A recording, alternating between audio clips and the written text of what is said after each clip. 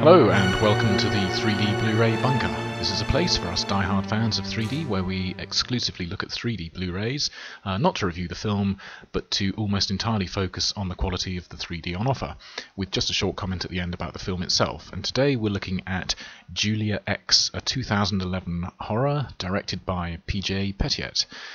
This is a film that's been on the radar of 3D fans since it appeared, because it's one of those films that you'd maybe have never heard of if it didn't always appear on lists of natively shot 3D movies. And the budget of this film means that it has to be native 3D, as the only sort of post-conversion it could afford would be the type done by the 3D button on the TV's remote control. So, film and director that most people will probably be unfamiliar with. What sort of 3D can you expect from a cheap little film like this? Well, the opening shot is immediately promising. Not only is there a very strong amount of depth, but the framing looks clearly like it was set up with 3D in mind. You've got the lamppost and the canopy in the foreground, and the actors are framed in the doorway deep into the background, and in the middle ground is the rain forming a curtain of water that the camera moves through and on into the room.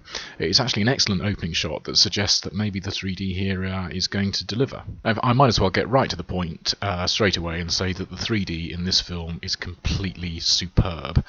From the first shot to the last, every single moment of this film has a very strong sense of depth, with a proper feeling of solidity and separation throughout. Pretty much every shot is well framed for 3D. A minor example of that being this street view they've used.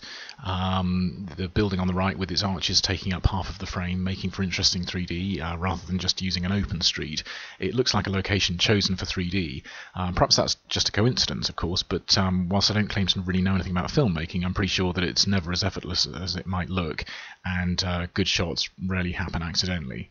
The sense of solidity is really powerful all of the time, and this is not the cardboard layering that people sometimes talk about, but it's fully three-dimensional. So like the car here feels so completely solid, even though it's just a shot that doesn't look particularly like it was planned for 3D.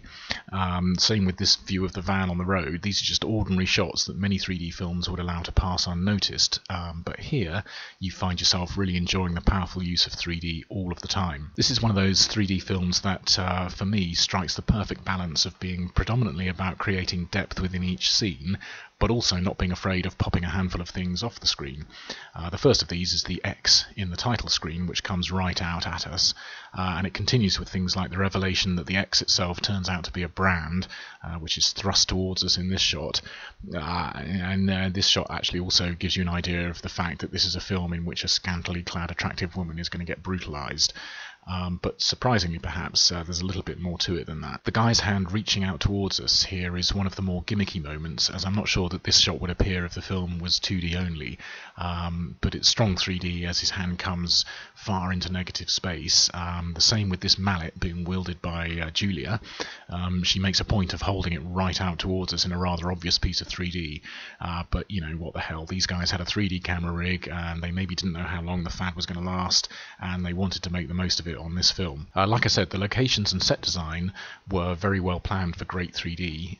These are just a few examples, but you'll clearly see what I mean when seeing them in 2D here.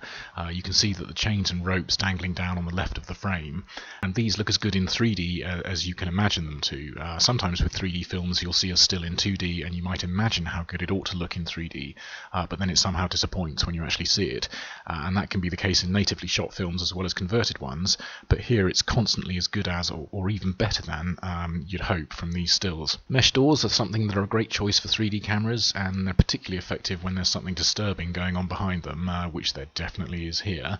I think the 3D of the mesh in this scene does help to increase the feeling of unease that the cage creates. There are a large number of shots in the film where things dangle from ceilings, so you've got these dolls in cellophane, I think they're hanging down in the bedroom, and these wires that have come down from a collapsed ceiling. And I'm no electrician, but there does seem to be a jumble of colours in the wires that says to me that maybe this wasn't a good electrical installation, but it was definitely a nicely composed piece of 3D cinematography. The cinematography, irrespective of the 3D, is really good in this film, particularly given its low budget, and I should mention at this point that the cinematographer and the stereographer were the same guy, a fellow called Jason Goodman, who apparently went on to work in other 3D films, including Metallica's Through the Never, which also has excellent 3D. And another one of his credits, though, is The Amazing Spider-Man, which I recall having really unimpressive native 3D. So after Julia X's superb 3D, I'm going to assume that he had more freedom to do what he wanted to on a low-budget film than on a mega-budget superhero movie.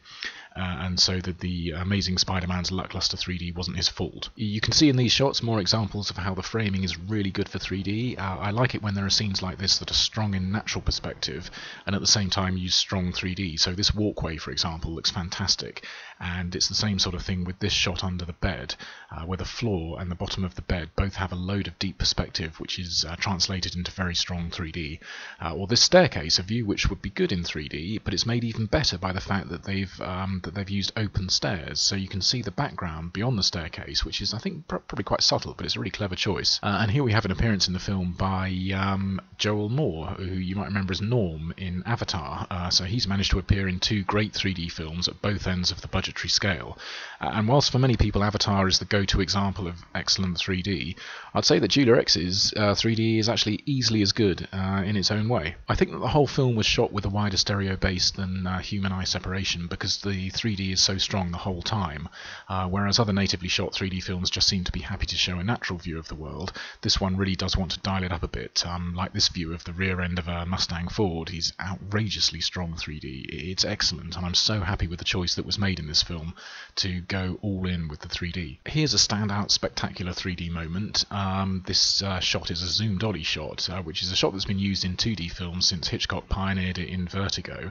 It's always effective, even though it's become a bit cliched over the years, and it appears in 3D films less frequently than I would really expect it to.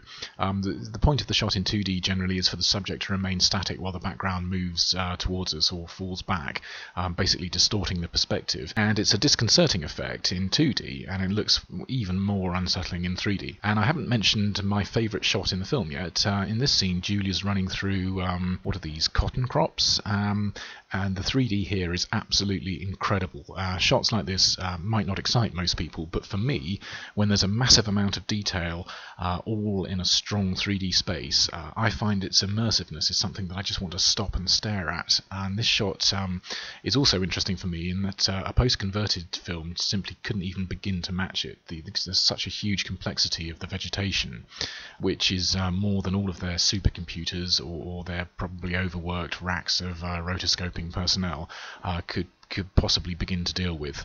I've been taking stereoscopic photos since I was a kid, and from a very early age it became apparent that vegetation and trees, leaves, grass, crops, that sort of thing can look stunning in 3D. It looks like some of this was filmed in something like the Louisiana swamps, so you've got some great scenes with these trees in the swampy waters, which is a perfect location for 3D.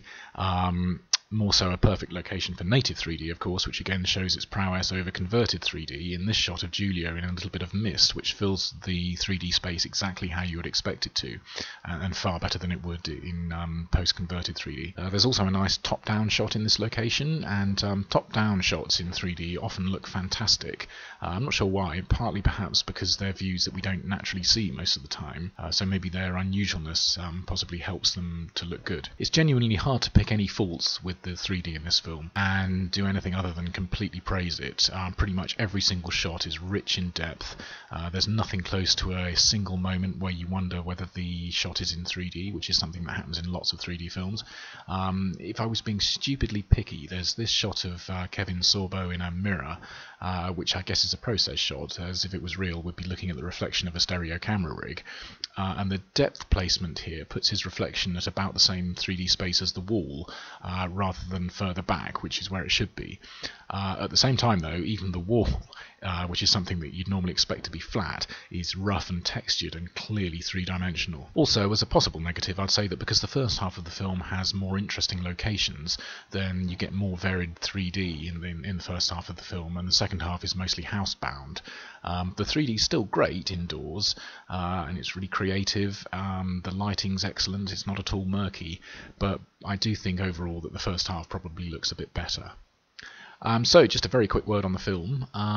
It begins with an internet date between Valerie Aslin and Kevin Sorbo, which takes a turn for the horrible.